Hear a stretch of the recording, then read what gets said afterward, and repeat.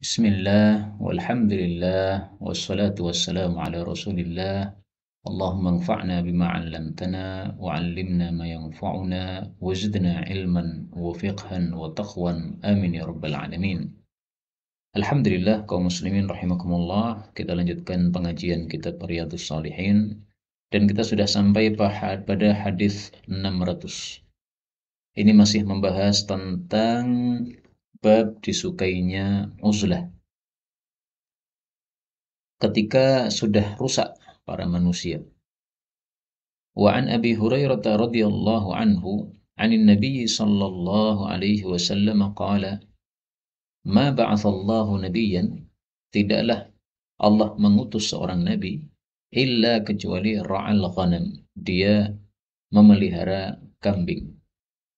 Dia pernah memelihara kambing. Faqala ashabuhu, maka bertanyalah sahabat-sahabat Nabi, wa anta, demikian juga anda, wahai Rasulullah. Qala, beliau menjawab, na'am, ya. Kuntu adalah aku dulu, ar'aha, aku memelihara kambing, ala qararita, atas bayaran beberapa qirat, li ahli Makkah, milik penduduk kota Makkah. Hadis diriwayatkan oleh Al-Imam Al-Bukhari. Hadis ini sebenarnya tidak ada kaitannya dengan uzlah, ya. Tapi kenapa disebutkan dalam kitab uzlah ini? Karena dulu sudah pada hadis sebelumnya sudah dijelaskan bahwa nanti di akhir zaman ketika manusia sudah pada rusak, maka harta yang paling baik bagi seorang muslim adalah kambing. Dia bawa kambing-kambing ke tempat yang terpencil, di lereng-lereng bukit yang tidak ada orang di situ, dia menyelamatkan agamanya sehingga dia tidak bercampur dengan urusan-urusan manusia. Karena kalau dia bercampur dengan manusia, manusia sudah rusak semuanya, dia tidak akan bisa menegakkan agama dia. Dia pasti akan hanyut terhadap bersama kerusakan-kerusakan manusia tersebut. Nah, maka karena pada hadis tersebut disebutkan kambing oleh Nabi Shallallahu Alaihi Wasallam, maka di sini sekaligus oleh Imam Nawawi rahimahullah disebutkan bagaimana fadilah kambing. Fadilahnya adalah setiap Nabi memelihara kambing. Ini menunjukkan fadilah kambing. Ya. Kalau ditanyakan kenapa Nabi selalu oleh Allah Subhanahu wa taala merawat kambing sebelum dia menjadi nabi, itu karena sebagai latihan bagi dia untuk memelihara umat sebelum dia betul-betul menjadi nabi, maka dia sudah terlatih dulu untuk memelihara umat manusia. Nah, maka sebelumnya dia dilatih dengan memelihara kambing-kambing terlebih dahulu. Wallahu a'lam bishawab. Demikian dijelaskan oleh para guru-guru kita. Kemudian di sini ada kata-kata qararit. Qirat itu adalah nama suatu mata uang yang ada pada Arab, ya. Sebagaimana kalau kita menyebut ada dinar, ada dirham. Nah, qirat itu adalah bagian dari dinar atau dirham itu. Sebagaimana kalau kita mengatakan 1.000 rupiah, ya, 100.000 rupiah dan sebagainya. Itu menurut tafsiran yang paling populer. Ada juga yang mengatakan bahwa qararit ini adalah nama satu tempat. Kalau diartikan nama tempat berarti ar'aha, saya menggembala kambing ala qararit li ahli Makkah. Di tempat namanya qararit milik penduduk kota Makkah. Tapi tafsiran ini dilemahkan oleh para ulama karena ternyata orang Makkah tidak kenal adanya tempat bernama qararit di sana. Maka tafsiran yang benar adalah bahwa qararit ini mata uang sebagai upah bagi penggembalaan kambing tersebut. Hadis berikutnya 601, wa anhu, dan darinya, maksudnya dari Abu Hurairah.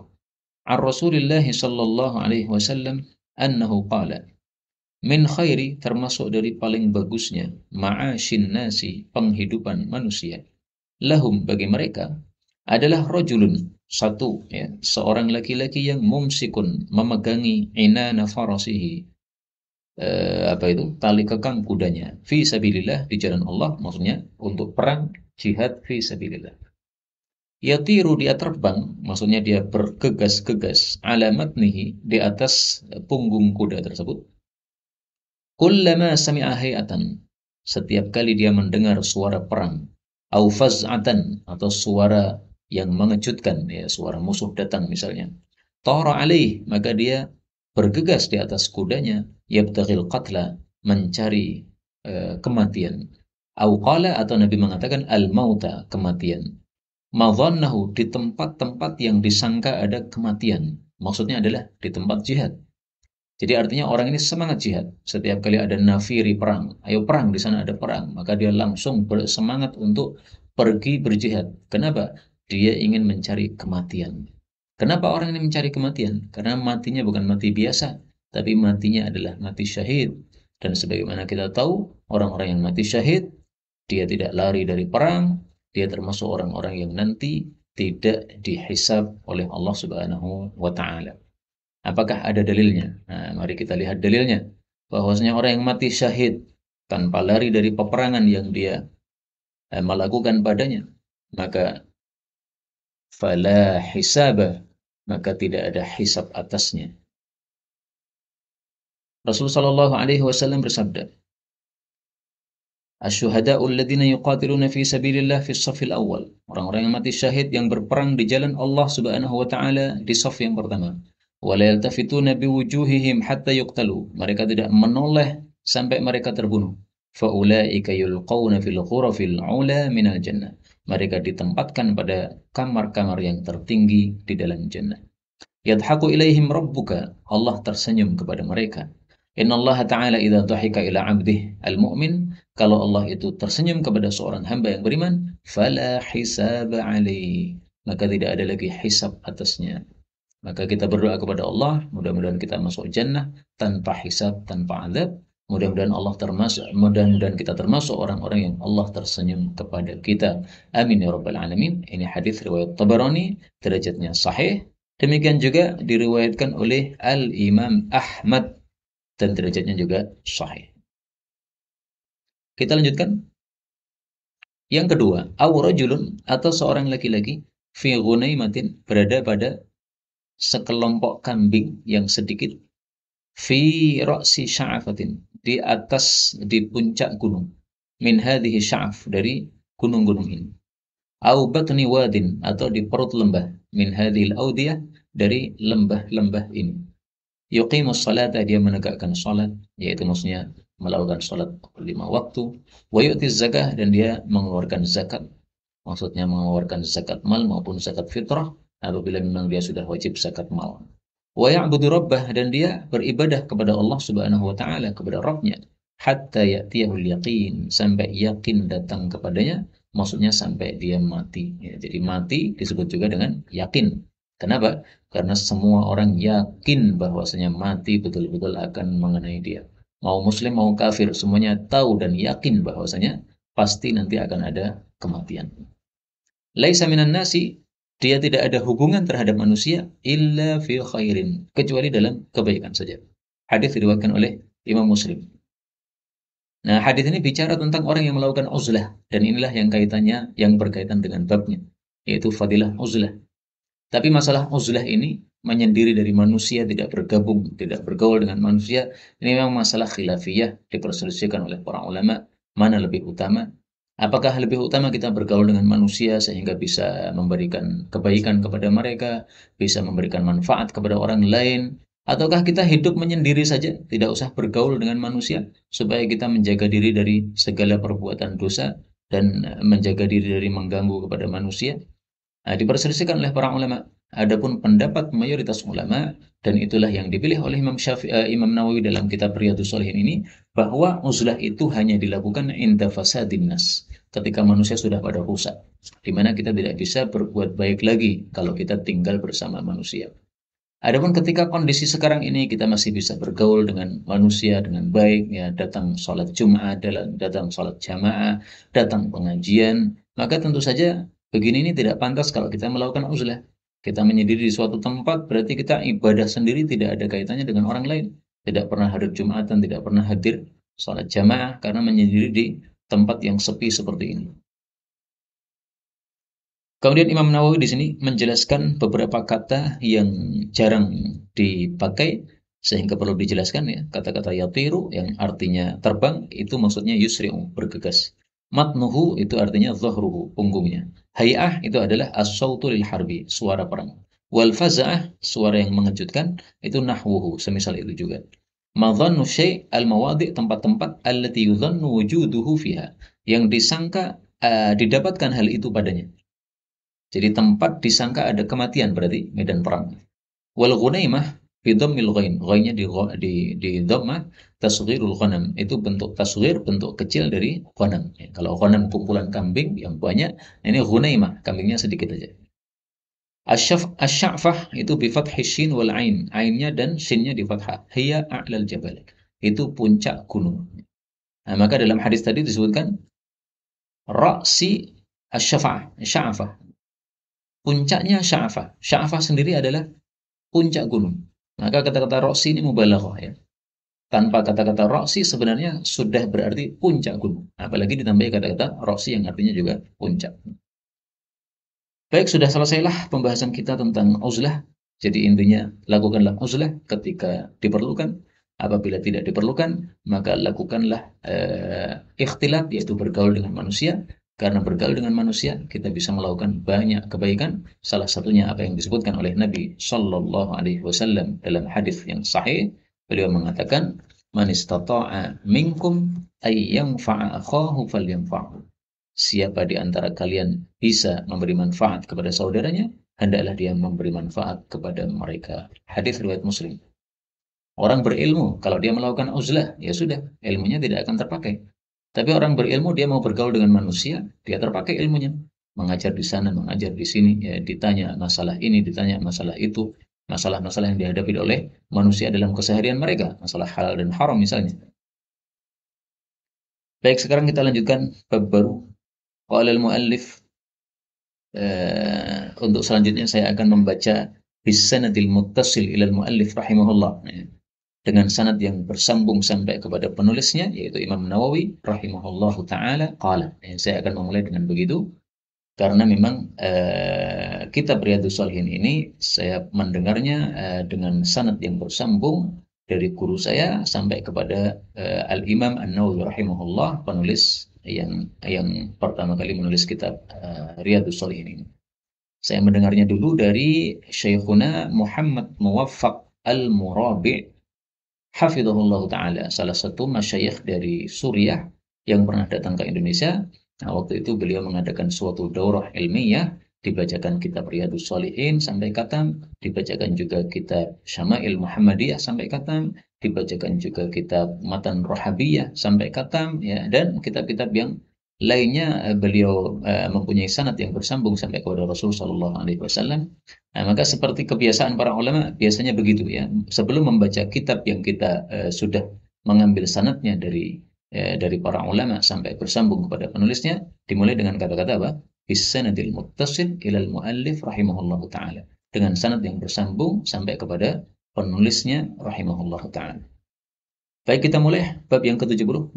Qala bisanadil muttasil ilal muallif rahimahullahu taala qala bab fadlil ikhtilati, fadilah bergaul bin nasi dengan manusia, wa huduri juma'ihim dan menghadiri jumatan mereka, wa jama'atihim dan jamaah-jamaah mereka, wa masyahidil khair dan tempat-tempat kebaikan, wa majalisiz dzikri dan majlis-majlis zikir ma'ahum bersama mereka, wa iyadati maridihim dan menjenguk orang sakit mereka, wa huduri janaizihim dan menghadiri jenazah-jenazah mereka, wa muwasati muhtajihim dan membantu orang-orang yang berkeperluan di antara mereka, wa irsyadi jahilihim dan memberikan petunjuk kepada orang bodoh mereka, maksudnya mengajarkan ilmu agama kepada mereka, wa ghairi dzalika dan selain itu min masalihim dari maslahat-maslahat mereka.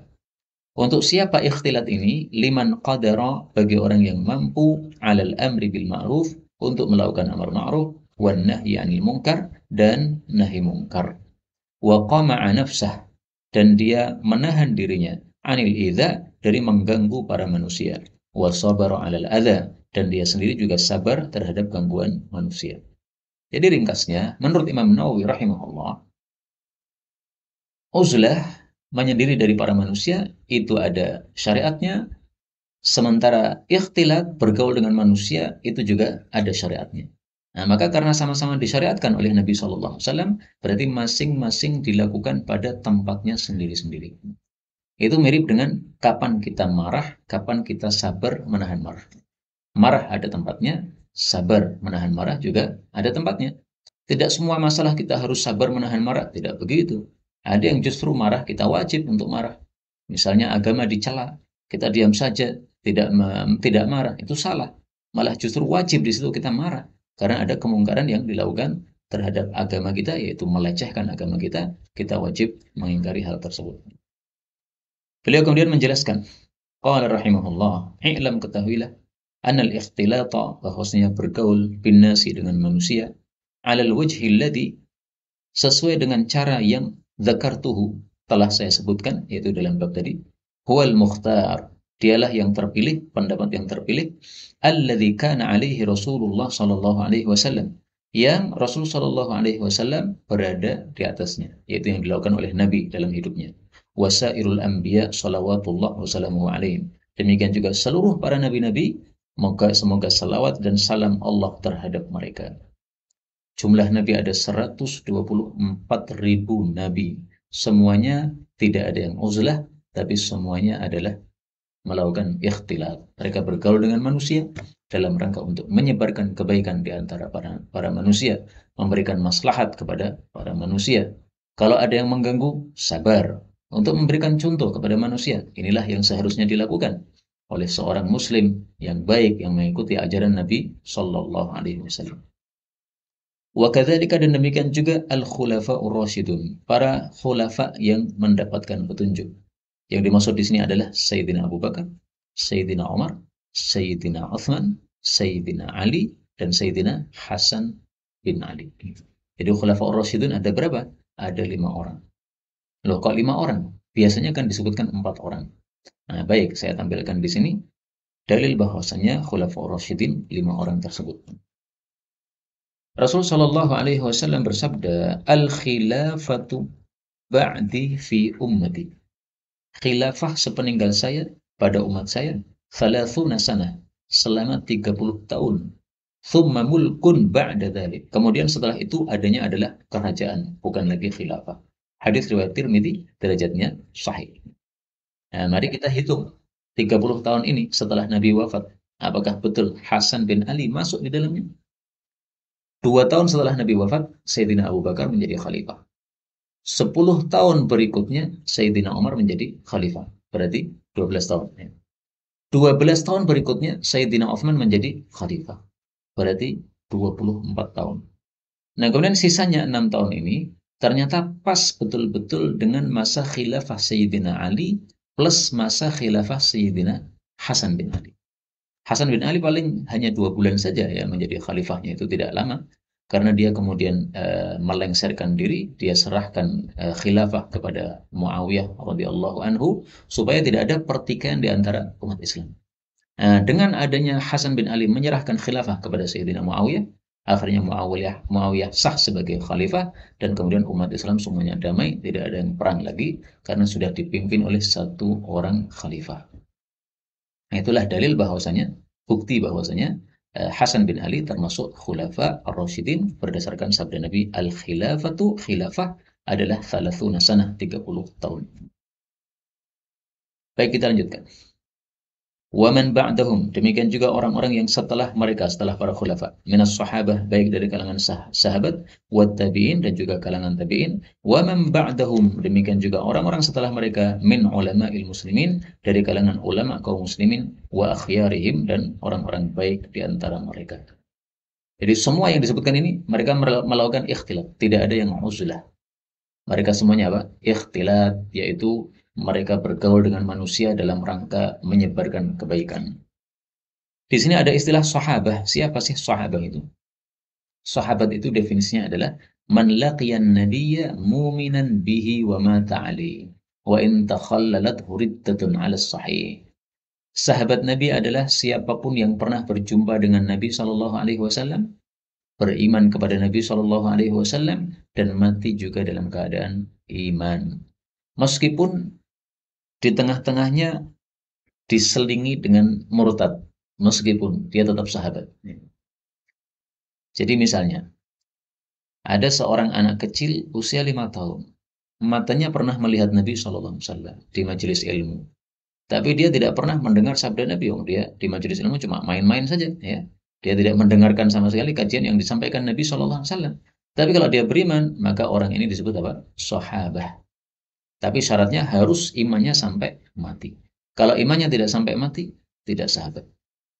Contohnya misalnya Abdullah bin Khattab, dia seorang penulis wahyu Nabi SAW.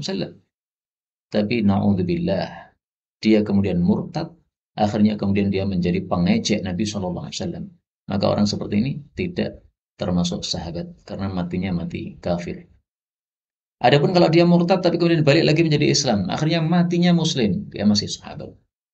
Misalnya Tulaihah al-Asadi, sahabat Nabi SAW, dia dulu pernah murtad, tapi setelah murtad kemudian dia sadar, ini perbuatan saya salah. Saya lebih baik saya memperbaiki diri. Akhirnya dia memperbaiki diri, masuk Islam lagi, padahal sebelumnya dia pernah mengaku sebagai nabi, berarti murtad dengan sebab itu. Tapi kemudian dia menjadi baik lagi, kemudian bergabung kepada sahabat-sahabat Nabi yang lainnya lagi, akhirnya mati syahid dalam suatu peperangan. Nah, ini termasuk sahabat Nabi. Adapun tabi'in definisinya adalah orang-orang yang berjumpa dengan para sahabat Nabi dan beriman kepada Allah Subhanahu wa taala sampai matinya. Jadi mirip dengan sahabat ya. Kalau sahabat tadi berjumpa dengan Nabi, kalau tabi'in ini berjumpa dengan sahabat. Nah, generasi setelahnya wa man ba'dahum ini disebut tabi'ut tabi'in. Mereka adalah orang-orang yang berjumpa dengan para tabi'in dan mereka beriman kepada Allah Subhanahu wa taala sampai mati mereka. Kemudian Imam Nawawi mengatakan wahwa, dan pendapat itu madhabu aktsarit tabi'in, adalah pendapat mayoritas para tabi'in, wa man ba'dahum, dan ulama-ulama setelah mereka atau generasi setelah mereka. Wabihi, dan pendapat itulah qala Syafi'i, yang dipilih oleh Imam Syafi'i, wa Ahmad, dan Imam Ahmad, wa aktsarul fuqaha, dan mayoritas para ulama atau para fuqaha radhiyallahu anhum ajma'in.